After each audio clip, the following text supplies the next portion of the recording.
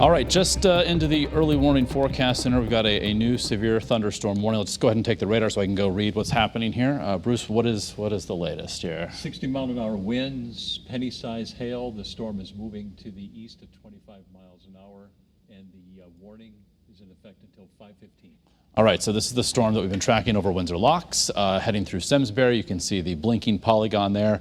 Again, for this storm as it makes its way toward Ellington, Windsor, eventually the 84 corridor, just to the, say, from Hartford points north and east from there. So get you into the very latest and do a storm track on this for you, show you again the direction that is moving, and that is basically toward the east-southeast, and doing so here at around 25 miles an hour. So here we go. Bloomfield by 418, Ellington 423. Vernon 438, same from Tolland and Bolton just before 5 o'clock. So again, storm capable of producing some small hail, some gusty, perhaps damaging wind, frequent lightning, and as well some heavy rain. Speaking of the heavy rain, I want to take you back to our ICAM view from Windsor Locks. You can there again see that the rain is reducing visibility with our ICAM view at Bradley International Airport.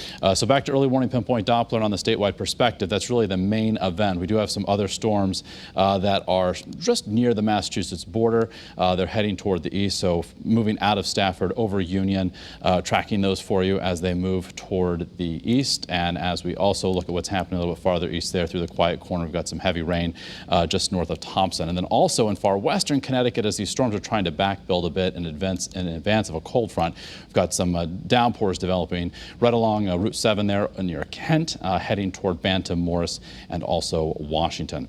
So temperatures across the state where we've yet to see rain, temperatures still in the upper 80s and low 90s. Where we've seen rain, that air's cooled considerably.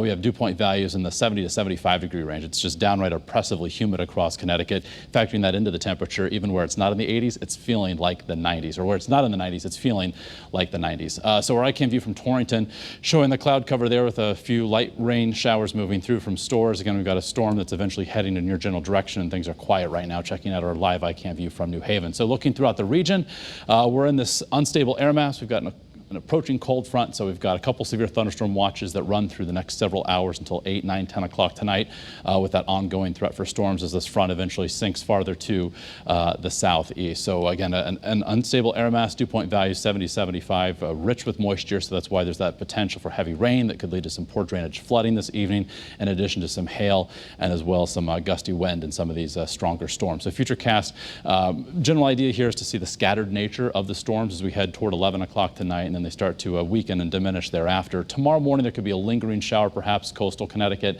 and then we'll get some clearing underway with just a slight chance for shower tomorrow afternoon. So we'll start our Friday with temperatures in the upper 60s and low 70s. Inland 70 to 75 along the 95 corridor, and dew point values tomorrow they will start high, and then drop as the day progresses as some drier air eventually filters in behind this front. So temperatures for our Friday, mid and upper 80s. If we're able to make it to the 90-degree mark, it will extend our heat wave into yet again another day. If we're not able to do so, if we stay in the upper 80s, we do have another heat wave on our 7-day forecast. 91 on Saturday, 94 on Sunday, and then as we head into early next week, the humidity increases with temps between 90 and 95 on Monday, low 90s on Tuesday, with a chance for an isolated storm on Monday, perhaps a better chance on Tuesday, and for shoreline highs this weekend, 87 on Saturday, then 88 on Sunday. For the most part, the weekend is looking dry, so just plan accordingly when spending time outdoors. Remember the sunscreen if you're going to be heading to area beaches.